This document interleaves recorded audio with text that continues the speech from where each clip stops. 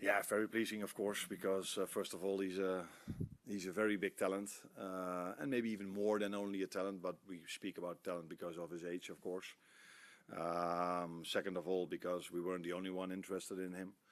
So another big compliment for the people that working every single day so hard to sign players, that we were able to sign such a big talent, and another example of the model we are using at this club. So young, very talented players, sometimes in the start of their career, sometimes already a little bit a few years into their career, but always players that are young and can improve us and help us for the short, but definitely also for the long term. And we've signed a lot of them recently, and I've said many times that the mid to long term future, but even the short term future of this club is in a very, very, very good place. The here and now, how is the injury situation at the back?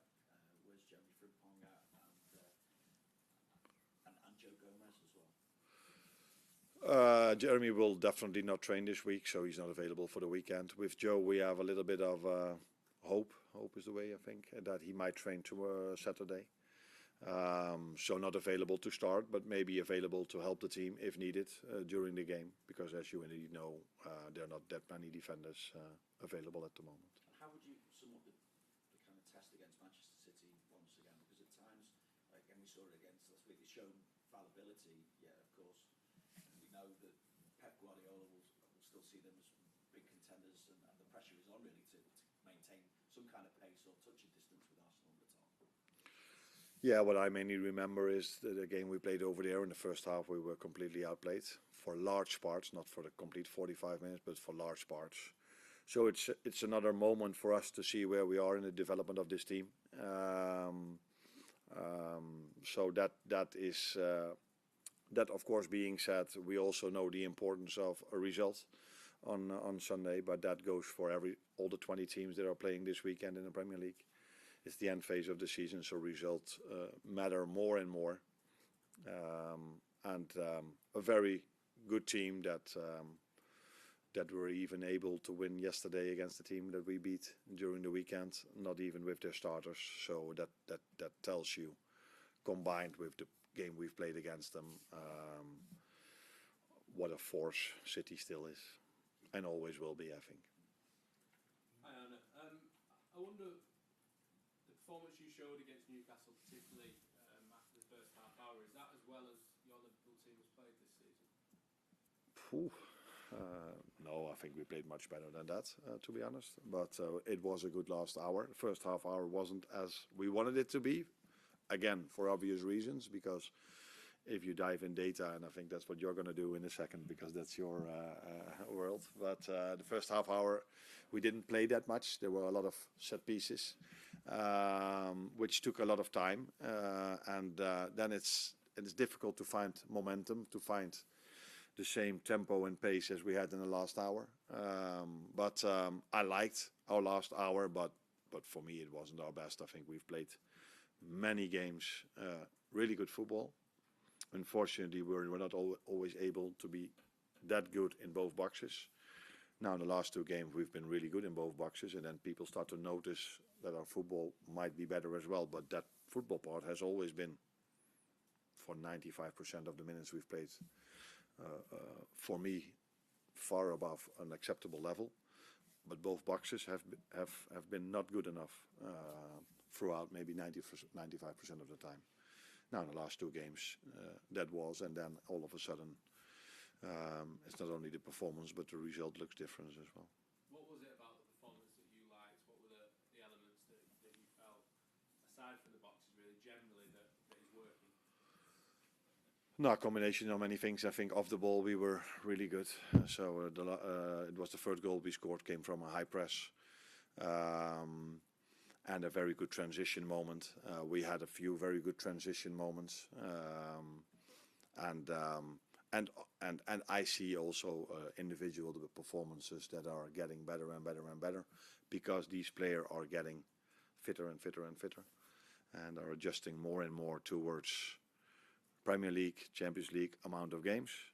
And again, we are going to a week where we have to again play 3 games in 7 days. And not the most simple ones. It isn't as if we had a very easy FA Cup draw. So 3 strong teams to face in 7 days again. So that is another challenge that we are facing this week. You said that about individuals getting fitter and being able to show more and more what they can do. I'm guessing Florian Wirtz comes into that. I mean, how good is it now to be able to see him consistently showing his best form, and how much of that is the fact that you have worked with him specifically to get his physical attributes up to this level? No, I think it's all first and foremost always credit to the player, because he has to do the work, not only on the pitch, also in the gym. And then as a manager, even if he is maybe physically struggling a little bit in the start, you need to keep on playing him, because that's the only way players can improve. And he is an example of that, where I had many of them this season. I think he did not even improve that much on the ball, because from the start he was special on the ball.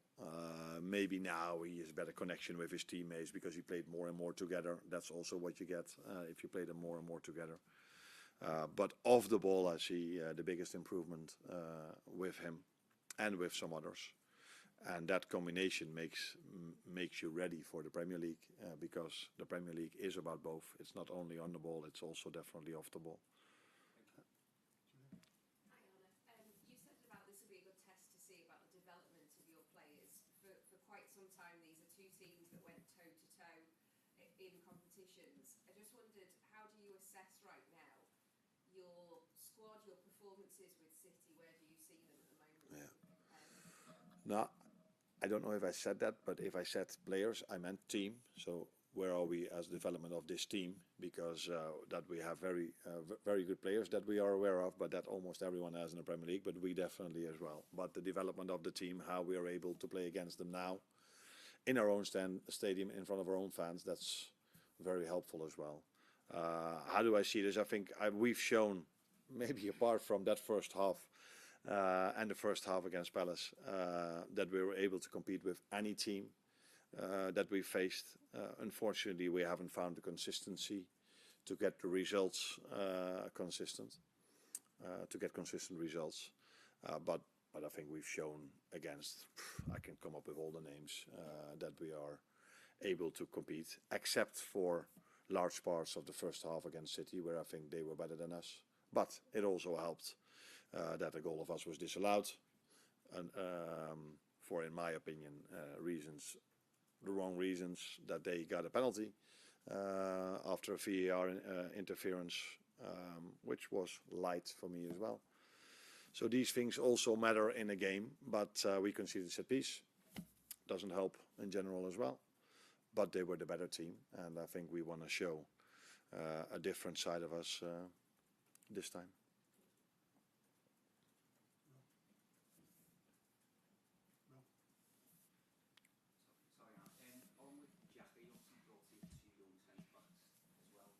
Yeah. And then in the summer, bringing the lads in from Austria as well. Is that an area that the club have recognised maybe needs strengthening, and ultimately is the club starting to look for a real long-term successor whenever Virgil van Dijk ultimately does move on, because he's 35 in the summer? Now, you are longer here than I am, so I think if I tell you that this club does everything they do with a reason, I don't think you are surprised. So everything that is done over here is never from panic, or is always a long-term idea, or something that has been thought about for a long time by not only one person but by multiple persons. So of course we are aware of the fact that Virgil will not play for this club 10 more years, but he has 1.5 year contract left. So he will be with us for that period of time, and maybe even longer, if he keeps staying as fit as he is now. Because I said it before, what a compliment to him at his age to play every 3 days, not only for our club but also for his country, for 7 or 8 months already. So yeah, hopefully he can stay as fit as he is for multiple years. But this club, we are not stupid. We do know that somewhere in the upcoming years there is life for this club without Virgil. And so you are now talking about Virgil, but I can say this for every position. This club is not only thinking about short-term future, but also for the mid to long-term future in the decisions they make. We make, sorry. Hi, Arne. Can you talk to a little bit about Curtis Jones? Because obviously there've been externally maybe some reports that he might move on in the winter window, and I know you said on Saturday you're obviously keen to keep the squad strong, but just in Yeah. terms of his role in the team and the squad this season, how do you sort of assess that? I think what you've seen. He's played a lot of minutes, not all of them, but I think he's also unlucky in the sense that it's probably the only line where we haven't had injuries. But still, he's played a lot of minutes, so that's of course why we kept him as well, because we have in that line a lot of players, but we need these midfielders in different positions as well. And the moment you start to need midfielders in different positions, then the line in midfield gets smaller and smaller. So yeah, Kurt, of course we kept him, and his situation hasn't changed to us. He's one of the 16 outfield players we have available for a long term now, and also at this moment of time, with two really young players, with Trey and Rio included. So yeah, would be a bit strange if we would let anyone go if you only have 16 available. Hi, Arne. Among other individual improvements, you have kept as much as well, maybe after some early difficulties. What specific things have you worked on with him to help his progress? Did his role change tactically? Compared to Bournemouth or in this season? Well, this season, of course. This season. But recently, Yeah, no, I don't think. we can see a huge progress. Yeah. from him. Yeah, this is what you get if you play longer together with your teammates. This is what you get if you keep playing those players, even if they are maybe sometimes have moments in games that are not as good as other moments, or games that have not been as good as other games. But this is also normal for younger players, and the only thing you can do as a manager is keep trusting them and keep believing in them, because we know who we sign, and we saw his potential, and we knew, and it already has been shown that potential will be seen if you keep playing them. And but there are a lot of games to be played, and for him it was the first time the combination of Premier League and Champions League. That's why I'm also so happy to have Robbo in the squad, because he has helped the team on multiple occasions as well. But definitely Milos is another example of a very young player we've signed, where the best of him is still to come, and he's already developed this season. Progressed is the word. Hi, Anna. Not a data question for a change. Okay. You mentioned before that only part of the game against Newcastle didn't go as you planned. I think there were multiple times where Newcastle had counter-attacks, where they had multiple runners in behind your midfield. And if you look at the Manchester City game last night, they scored from quite a few similar situations, running with fast runners like the defence. I just wonder. You were talking about City now, how City scored, and how we created our chances. Well, yeah. So Yeah. Newcastle had opportunities where they were running in behind your midfield before they scored, and then if you look at the Manchester City goals, they were kind of similar in terms of how City were able to score those goals. I wonder how difficult is it to keep that security even when you are trying to attack. Obviously, a game at home, a big game, you want to be on the front foot and attack. How important is it to keep that security even when you are on the front Yeah. foot? Now, if you come with data, there's no debate, because then we always agree, because data is a fact. Now we have a different opinion, because I was, to a certain extent, surprised to see the first half hour of Newcastle against Man City, because of course I watched that game, and it was completely opposite to the one we've played. So the amount of long balls Newcastle played against us, compared to how much they played against City, was, I couldn't see a bigger difference than that. And the one time they did, then Burn headed it to Anthony Gordon, who was in front of the goalkeeper, with a big chance. So for me, you cannot compare these games in terms of tactics or playing style. But I did see that there were certain similar situations, as you just said. No, controlling a counter-attack is, of course, crucial, especially if you have a lot of ball possession. But usually when you play against City, it's not sure that you will have more ball possession than them. But in almost all the other games we had, that is the situation. And I think in the beginning of the season, when we had so much ball possession, I think we're maybe the team with the most ball data again. We are maybe the team with the most ball possession. So that tells you what ideas we have about football. But it also tells you then if you have the ball, usually that's a lot on their half. So you have to be very well protected for the counter-attack. In the start of the season, that was not always as I wanted it to be.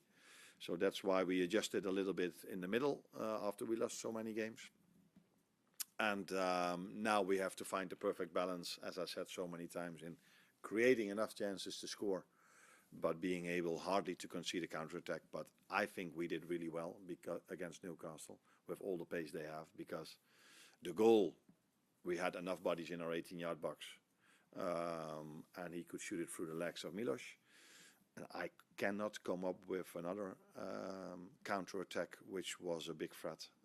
I think all the other threats were mainly set pieces. Well, there was a moment where Virgil was caught on camera saying it was too open. I think that was the moment, possibly before the moment that caused the free kick for Harvey Barnes. I think just after that, you see Virgil on TV say it's too open. So Yeah, okay. probably a bit more concerned. Yeah. No, but it's good because defenders are always worried about being too open. And in an ideal world, we are never too open. But I watch a lot of games, and even yesterday, Newcastle were 3 or 4 times only in the first half, one-on-one to the goalkeeper. And these are moments we did not face against Newcastle. But there will always be moments, if you play in a league like this, where other teams will show their quality as well. But I think in general, we hardly concede a lot of chances or counter-attack chances. We mainly have conceded a lot of set piece things. Because last week he asked what's the difference between us in the Premier League and the Champions League now. If you only look at the set piece, then you have the answer. Just to go back to Curtis, obviously we're pleased to keep hold of him in January, but he didn't have too long left on his contract. Are you keen to keep him around in the long term as well?